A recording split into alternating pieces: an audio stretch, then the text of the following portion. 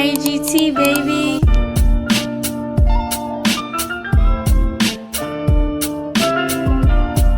What's cracking, guys? It's your boy Julia Mafia coming back to you with another video. So we gotta talk about what happened on Monday Night Raw, and man, everybody in that locker room is in for a rude awakening after the carnage that we saw Jacob Fatu do today, and now he officially on the inside with the bloodline. I pray for everybody. I pray for everybody that encounters him. So we're going to get into that, break that down too, and definitely things that happened on the show that I definitely enjoyed too. I think it was some very good matches with Chad Gable and Rusev. I definitely enjoyed that impromptu with Javon Evans and Austin Theory, which I'll talk about later on. And all stuff, especially with Raquel versus Io, you know, in the semifinals, with Io ended up beating Raquel, and now they advance to the finals of it now, and she'll be facing the winner of Liv or it's just escaping me right now. I don't know why I'm drawing a blank, but it'll come across my head soon. And you know, of course, Raquel being beat clean and no assistance from Roxanne, let alone Liv Morgan. So we'll see how that whole thing turns out. But it was very good in regards to the matches and all, and then the segments was even better too. So without further ado, let's get right into it. So of course, we kick things off right now with the Usos and Roman Reigns making their way towards the arena. You know, he had a guy, forgot his name again, to bring him his title and all that stuff. So as they make himself in the ring, and then of course Jacob Fatu was with them, gets in there, and he pretty much was explaining about, you know, when it comes down to the whole bloodline situation and people thinking that he makes it all about him and all that stuff. And, you know, you see the Usos and they just be with him, and, you know, they pretty much just lapdogs, do what he says and all other stuff, because, you know, LA Knight been saying that a lot of people been saying that. And Roman had to make it perfectly clear that I acknowledge Jey Uso, like, you know, in regards to him winning the King of the Ring and doing his thing and all that too. So he acknowledges Jey. Then he's saying that they think I'll make it about him and forget Jimmy as like he's just like an outsider and all, which he clearly said, you know, if it wasn't for Jimmy, you know, we don't get main event Jey, which is truth, because ever since Jimmy got hurt in the pandemic and all that stuff, Jey got inserted into the tournament when they needed somebody, and of course he ended up doing that, ended up facing Roman. We know how that whole thing turned out. So that is some factual things, that if it wasn't for Jimmy, we don't get no main event Jey, we don't get the tribal chief, we don't get the bloodline that we get right now. So Jimmy not being a part of that is an integral play an integral part of this whole bloodline scenario. So it was good that he acknowledged Jimmy there too. Then you hearing the 5-2 chants from the chat. Sorry, my bad. From the crowd. Shout out to the Baltimore crowd, man. Y'all was fantastic throughout the show.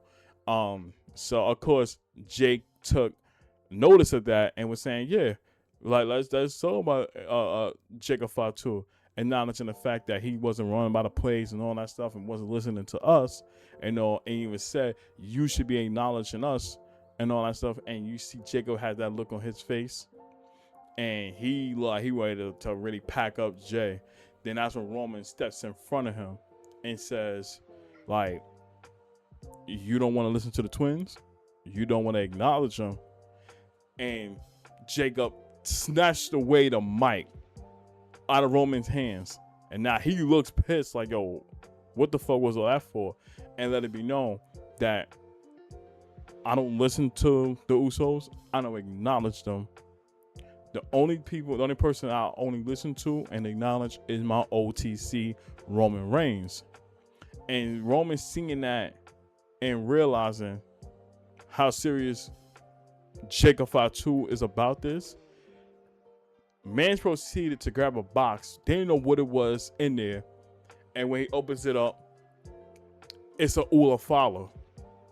And let it be known that you know, people keep talking about how the bloodline, you know, they form back together. Now realizing it always has been there. Then you see Roman talking about the history of them between the Wild Samoans, you know, what they did in the business, you know, Yokozuna, Rikishi, Umaga, the Usos, and even himself. Granted, he didn't even mention The Rock, which was crazy to me. You know, that he doesn't mention, seeing how The Rock was also a household name there too. So may give some hints, slowly but surely.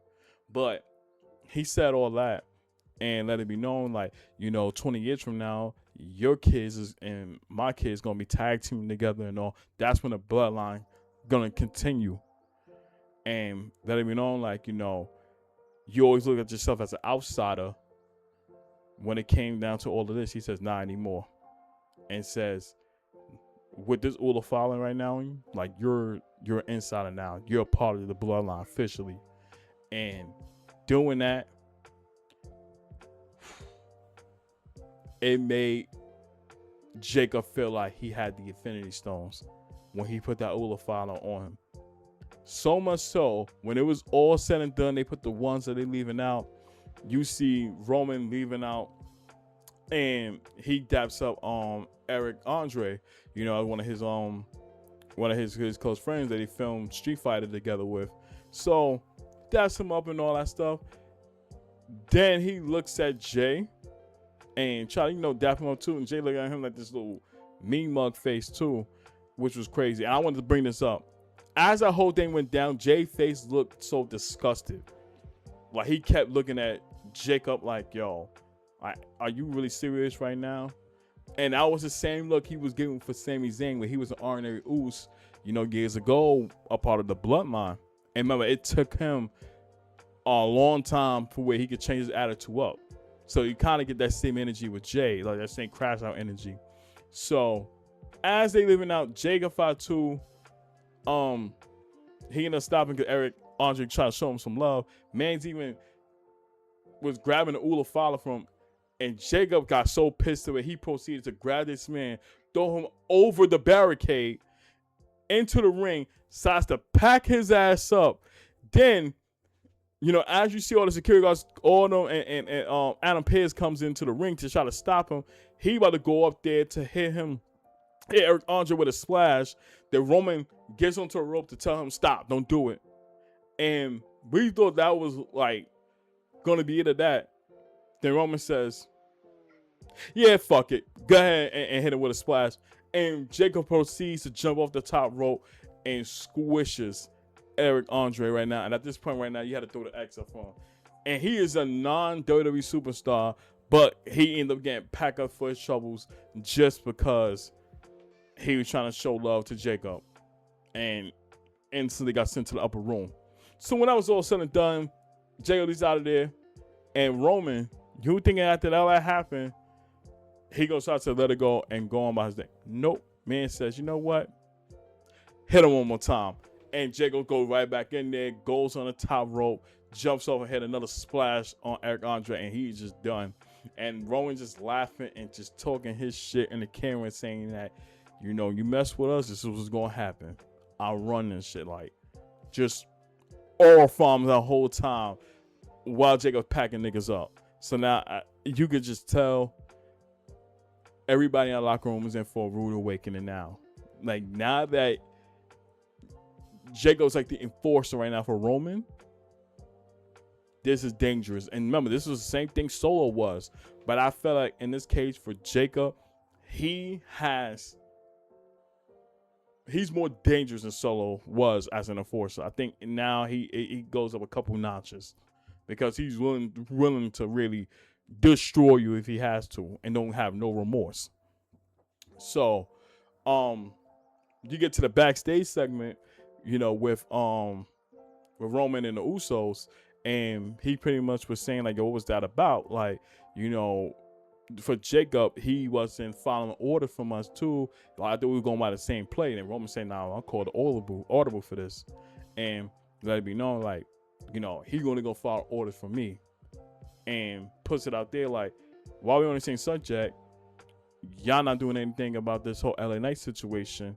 Like, you shouldn't go ahead and do that. Or better yet, maybe I should send Jacob to handle the business. So that's when Jimmy said, you know what? Scratch that. I'll go talk to him. And then they lead it from there. So I thought that was a good way to start off the show right there with that segment, because now the bloodlines just look a whole lot more dangerous now. Like they look somebody you do not want to be around with. So seeing that, it's like, yeah, people in for a rude awakening. If you look at them a certain way or even say anything under your breath, yeah, you're going to get sent up to the upper room. So there was that. Then we got a promo package from Seth Rollins, and, you know, he still has his, you know, mission to take out the Division, as always, and said that it's going to be him versus Braun Breaker in a steel cage match at Night of Champions.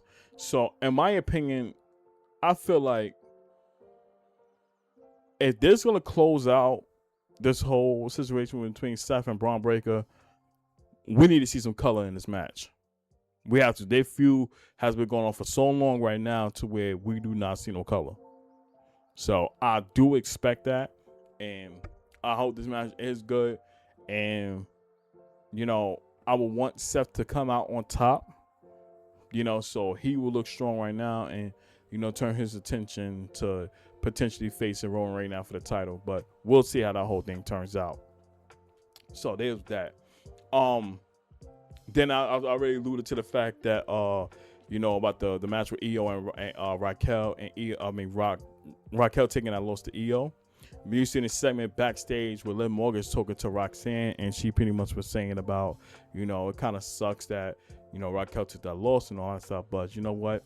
It is what it is. Like, just look past it right now. It was saying like, you know, what lies ahead right now is for me to win my match and get to the finals and all that stuff. So, there was that. And then she also talking about, you know, Dominic winning his match. So you see her go in this room and Danhausen pops up out of nowhere. You know, she trying to bribe him to curse over Femi so Dominic can win his match and all that stuff. And, you know, Danhausen, he's not having that. She even try to, you know, put on this little sex appeal to try to get his attention to do so. And once again, Danhausen was not falling for that shit.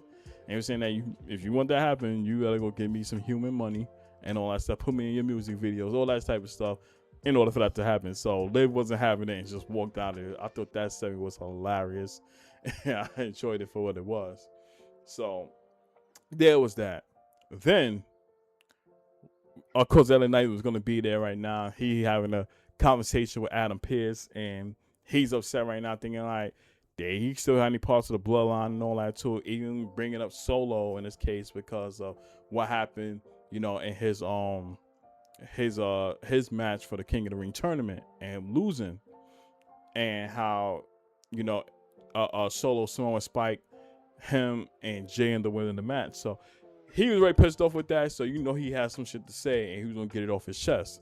So he comes out to the ring and all that stuff, and we know Jimmy's gonna be there too to address him. So LA Knight comes there, and he pretty much was talking about, you know, how, you know, with him, he's just a one-man person right now, and despite everything going on, that he had to be home in Baltimore and all that, especially to get things off his chest in regards to what happened on SmackDown, and was saying that how, you know, he pretty much lost his match courtesy of Solo getting involved and hitting him with a Samoa Spike, and then of course Jay hitting the Uso splash to come away with the win and qualify for his match. So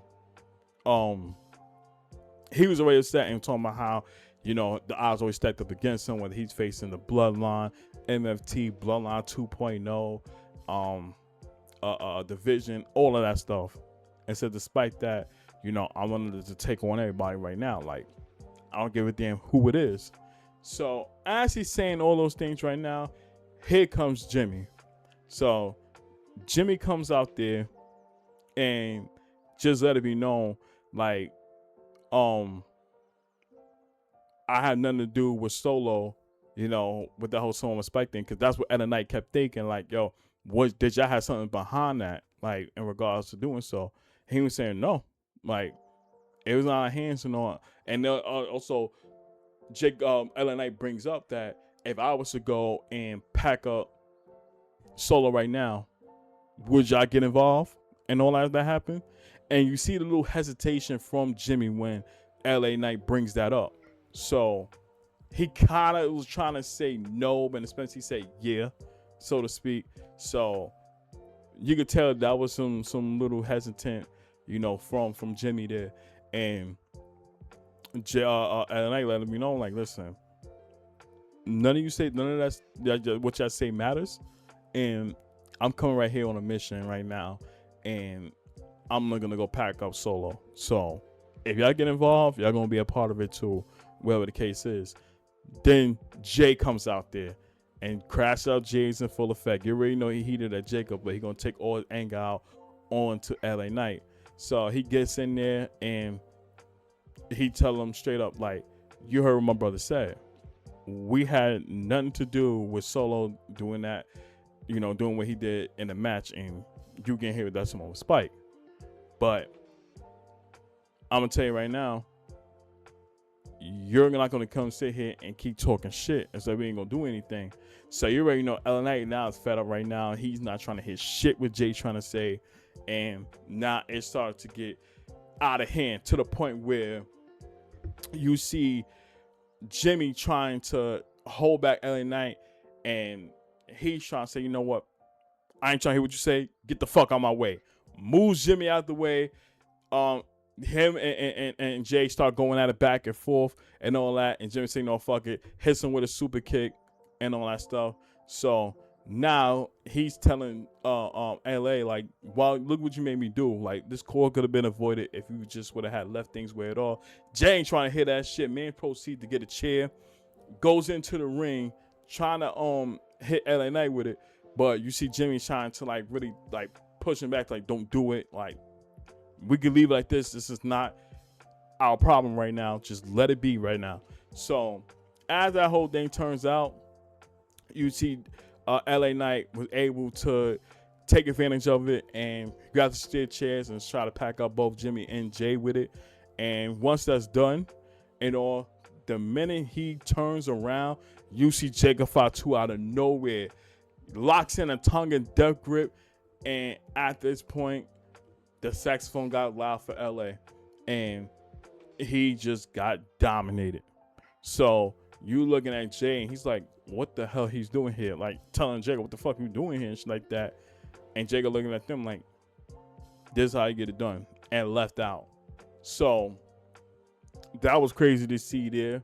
And then of course backstage you see the Usos and Jacob there, and he's saying like, yo, what are you doing out there? Like, we had this handle and all that, and we're saying that, when it comes down to y'all game plans, y'all shit was ass.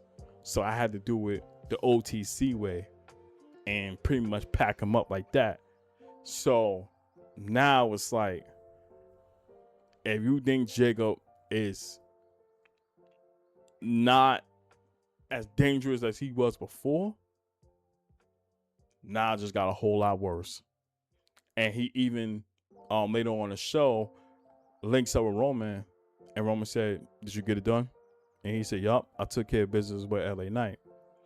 And we're saying that, yeah, I did what the Usos can do, and that's pack him up. So he mentions to him and says, I got one more thing for you to do though. And whispers in his ear and says, I'm gonna need you to get him. I thought he said kill him, but he said get him.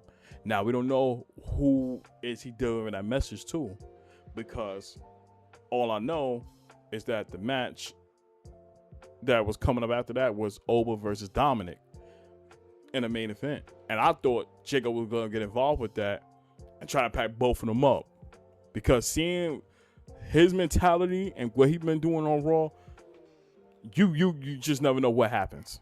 You never know.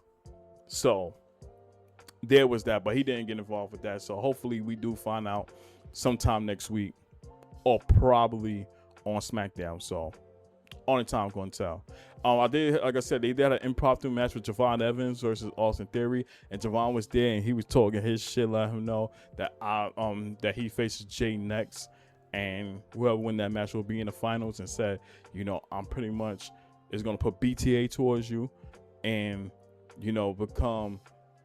be one step closer to the finals in the King of the Ring tournament. So Vision comes out there, and I see Logan Paul, which is crazy because he had a tricep injury and shit like that. So they trying to recruit Javon Evans into the Vision, and of course he gonna turn that down. Like he like, yo, I'm not even enjoying y'all. He's saying that this is not. I'm not asking. We telling you that. And of course Javon was not having that, and said, you know what? If y'all want to throw it down, we're gonna throw it down. Man was prepared, had his ring gear on and shit, and we had an impromptu match with him and Austin Theory. So as the match goes on, we knew some interference was gonna be on full display. Of course, I knew it was gonna be Logan Paul, and that all roads lead to Braun Breaker probably getting involved, which he rightfully did when Javon Evans tried to go to an OG cutter, and you see Braun Breaker was right there and spears the shit out of him. So at this point right now, the numbers game played the point, and here comes Montez Ford comes out. So as he's standing on the beginning of the ramp, and he's giving a hand signal for somebody to join him, I thought at first it was going to be Seth Rollins, but it ended up being a returning Angelo Dawkins. And they go in there and handle business with both Austin Theory and Braun Breaker, got them up out of there and stuff like that. So there's that, which sets up for their match next week in London, where they would take on Braun Breaker and Austin Theory for the World Tag Team Championship. So I definitely can't wait for that match to happen. I know that's going to be interesting. So we'll see how that whole thing goes down. And then last but not least, we had our main event, and that is punk ass Dominic taking on Oba Femi. And in this match, I already knew Dominic had no chance. Man's try getting out the ring 90% of the match. He'll put his body halfway out or would just escape the ring and all that stuff, which would lead to Oba chasing him around to where he go in there, and Dom think he had the upper hand and shit like that, until Oba was able to take advantage of it. We knew JD was try to get himself involved in it too. So, seeing that Dom was gonna pull off any cheating tactics that he could, he decides to get one of the timekeeper's belt to put it in his boot and all that stuff. So when Oba did try to take advantage of Dom, you see JD try to go and try to hit him. Oba hits with a crazy forearm, and Dom was able to catch Oba's off guard, hits him with a low blow, and then hits 2 619s on him, went for the floor splash. But we know what I wasn't gonna do was so much. Man's tossed Dom off him like, what are you doing? And at that moment there, this is when Oba Femi turned it up a notch and started packing up. Both JD and Dom hit it with a double choke slam, then a running uppercuts from them and all that stuff. And then of course tosses Dom like he's just a sack of potatoes, and then lifts him up for the fall from grace, for the 1, for the 2, for the 3, and he was done with Dominic just like that. Then proceeds to grab the mic and said, one more match, from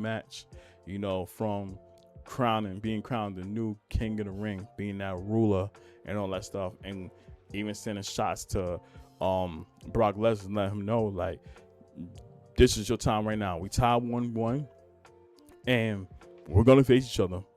And when we do, all bets gonna be proven that is you a man right now, instead of being a coward and hit me with cheap shots and all that stuff. I'm gonna prove to you that I'm the ruler, I'm the king of this ring here, and I'm gonna pack you up and get you out of here once and for all. So he's sending shots to Brock Lesnar, and he's ready. He still got his eyesight on getting revenge on him. So we'll see how that whole thing turns out, man. I'm looking forward to it, and I cannot wait. But this was a fantastic show. I definitely enjoyed it as well. The crowd made it better too. And also, if I had to give a rating, I'll give it like a solid 8 out of 10. That was definitely good. But comment down below. Let me know, what was your favorite part of the show? Did you enjoy it? What would you rate it? all of that stuff. But I appreciate your love and support. Road to 300 subscribers. Continue to keep God first. Shut the process of anything that you do at life. Your time will come. And I'm going to catch y'all in the next video. Peace.